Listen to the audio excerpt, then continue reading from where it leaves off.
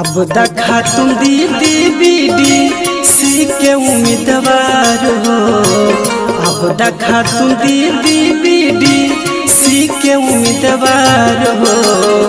Vote मांगे अली दीदी आचारा पसार हो।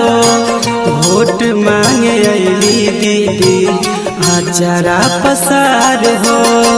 गरीब दुखियन पे हमेशा करेली विचार हो। गरीब दुखियन पे हमेशा करेली विचार हो। वोट मांगे अली दीदी आचारा पसार हो।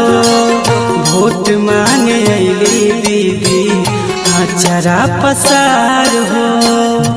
जनपद पंचायत सदस्य पद हेतु क्षेत्र क्रमांक 19 विजयनगर परहियाडी से लोकप्रिय कर्मठ जुझारू समाज सेवी शिक्षित बीडीसी महिला प्रत्याशी आपदा खातून अंसारी को चुनाव चिन्ह ब्लैक बोर्ड छाप क्रम संख्या 1 पर मुहर लगाकर भारी मतों से विजयी बनावी।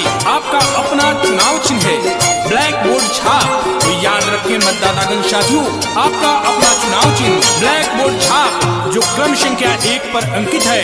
इसी क्रम संख्या 1 पर अपना बहुमूल्य वोट देकर आपदा खातून को विजयी बनावे। अब देखा तू दीदी हवे दिलवा के राजा 24 घंटा खार रही है आई ना बाधा।